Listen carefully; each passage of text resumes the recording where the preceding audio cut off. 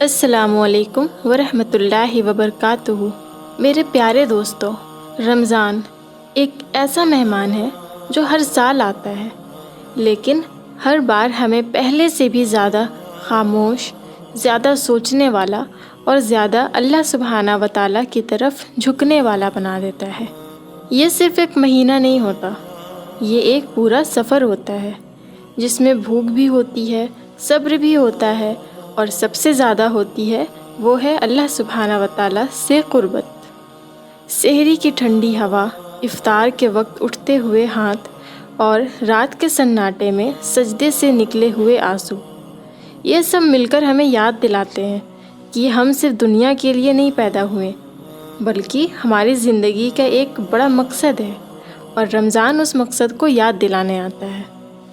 آج ہم رمضان کے بالکل آخری موڑ پر کھڑے ہیں، لاسٹ آڈ نائٹس، جسے ہم لیلۃ القدر کہتے ہیں۔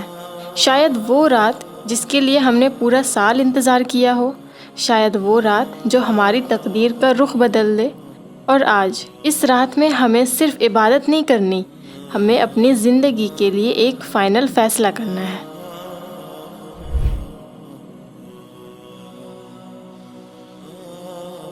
اللہ سبحانہ و تعالیٰ قرآن پاک میں فرماتے ہیں، لیلۃ القدر خیر من الف شہر، یہ رات 1000 مہینوں سے بہتر ہے۔ 1000 مہینے، سوچئے، پوری ایک زندگی سے بھی زیادہ۔ اگر یہ وہی رات ہو اور ہم اسے صرف تھکان، نیند یا موبائل اسکرین کے حوالے کر دیں تو کل ہم اپنے آپ سے نظر کیسے ملائیں گے؟ یہ لیلۃ القدر صرف کیلنڈر کی ایک تاریخ نہیں ہے، یہ اللہ سبحانہ و تعالیٰ کی طرف سے ایک دعوت ہے۔ آج فرشتے اترتے ہیں، آج سلامتی کے پیغام لکھے جاتے ہیں، آج دعائیں قبول ہوتی ہیں اور تقدیر کے پنے پلٹے جاتے ہیں۔ اللہ سبحانہ و تعالیٰ ہم سے یہ نہیں پوچھتا کہ ہم نے کتنی نفلیں پڑھی، بلکہ یہ پوچھتا ہے، کیا اب بھی تو میری طرف پلٹ کر نہیں آئے گا؟ تو آج اگر دل نہیں پگھلا تو شاید کبھی نہیں پگھلے گا۔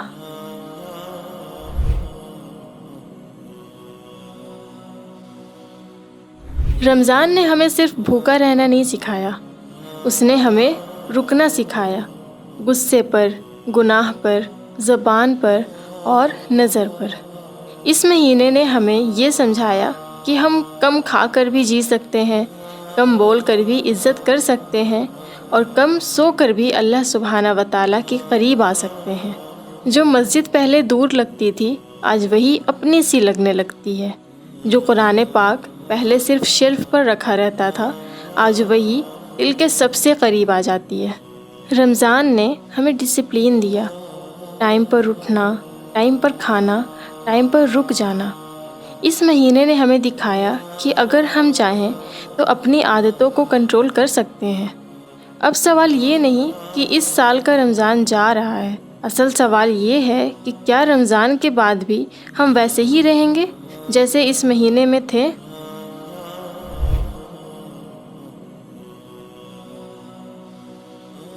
رمضان نے ہمارے گناہوں پر روشنی ڈالی، اب انہیں دوبارہ اندھیرے میں لے جانا اپنے آپ کے ساتھ دھوکہ ہوگا۔ تو جو چھوٹ گیا اسے چھوٹنے دیجیے، جو چھوڑ دیا اسے پکڑ کر واپس مت لائیے۔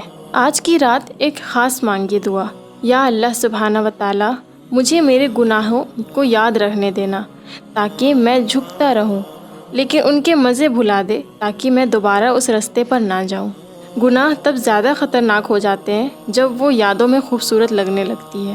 تو آج اللہ سبحانہ و تعالیٰ کے سامنے سچ بول دیجیے، یا اللہ سبحانہ و تعالیٰ، میں کمزور ہوں لیکن منافق نہیں بننا چاہتا۔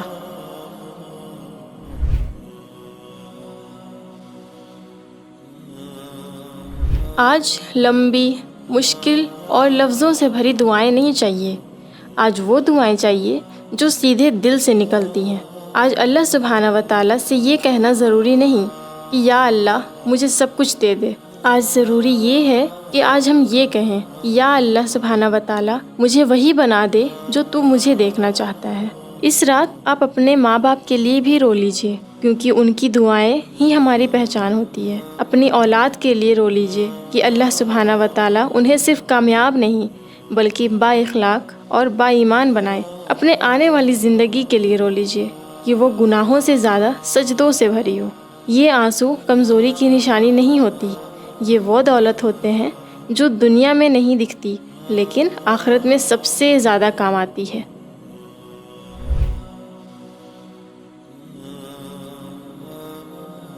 رمضان کو الوداع کہنا سچ میں دل کو بھاری کر دیتا ہے۔ یہ صرف ایک مہینہ نہیں لے جاتا، یہ اپنے ساتھ ایک پورا نور ماحول لے جاتا ہے۔ مسجد تھوڑی خالی لگنے لگتی ہے، راتوں کی خاموشی بدلنے لگتی ہے اور دل کے اندر ایک عجیب سی اداسی بس جاتی ہے۔ رمضان کے جانے کا درد اس لیے ہوتا ہے کیونکہ اس مہینے میں ہم اللہ سبحانہ و تعالیٰ کے سب سے زیادہ قریب محسوس کرتے ہیں۔ لیکن اگر رمضان نے آپ کو بدل دیا ہے تو یقین رکھیے وہ کبھی نہیں گیا، وہ آپ کی نماز میں، آپ کی زبان کے الفاظ میں اور آپ کی سچ کے انداز میں زندہ رہے گا۔ رمضان کا مطلب تھا اللہ سبحانہ و تعالیٰ کے ساتھ ایک نیا رشتہ بنانا۔ اب اس رشتے کو عید کے کپڑوں کے ساتھ اتار مت دینا، بلکہ اسے اپنی زندگی کا حصہ بنا لینا۔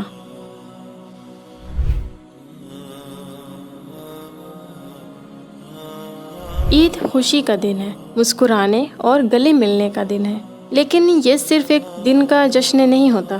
رمضان ایک پوری زندگی کا سلیبس ہوتا ہے اور اصل امتحان تو عید کے بعد شروع ہوتا ہے۔ رمضان کی کامیابی کا پتہ عید کے دن نہیں بلکہ عید کے بعد کی زندگی سے چلتا ہے۔ اگر نماز عید کے بعد بھی چلتی رہے تو سمجھ لیجئے کہ رمضان قبول ہو گیا۔ اگر قرآن پاک صرف بند الماری میں نہیں بلکہ دل کے قریب رہا تو سمجھ لیجئے کہ روح زندہ ہے۔ لوگ کیا کہتے ہیں، لوگ کیا سوچتے ہیں، یہ سب معنی نہیں رکھتا۔ اللہ سبحانہ و تعالیٰ جانتا ہے کہ رمضان کے بعد ہم کیا بن کر نکلیں، اور وہی سب سے بڑا نتیجہ ہے۔ اگر ہم بہتر انسان بن گئے تو سمجھ لیجئے کہ ان رمضان ہمارے اندر رہ گیا۔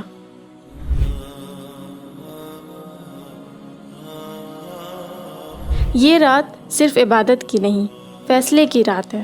تو آج طے کیجئے، گناہ کے ساتھ رہنا ہے یا اللہ سبحانہ و تعالیٰ کے ساتھ، عادت کے ساتھ چلنا ہے یا ہدایت کے ساتھ۔ یہ رات شاید دوبارہ نہ آئے، یہ وقت پھر اتنا قیمتی نہ ملے، اس لیے آج دل سے کہہ دیجئے، یا اللہ سبحانہ و تعالیٰ، اگر تو مجھ سے راضی ہو گیا تو مجھے دنیا کی کوئی پرواہ نہیں۔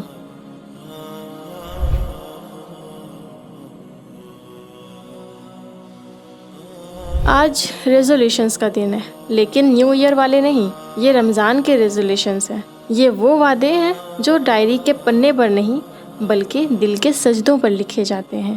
آج خود سے ایمانداری کے ساتھ پوچھیے اپنے آپ سے، کیا رمضان کے بعد بھی نماز پرائرٹی رہے گا؟ کیا قرآن پاک صرف اس مہینے کا مہمان رہے گا یا روز کی زندگی کا حصہ بنے گا؟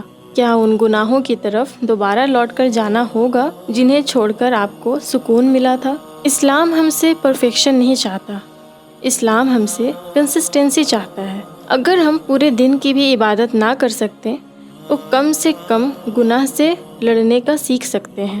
فائنل ریزولیشنز کا مطلب یہ نہیں کہ ہم کبھی گریں گے ہی نہیں، مطلب یہ ہے کہ گرنے کے بعد بھی ہم کس طرف اٹھتے ہیں۔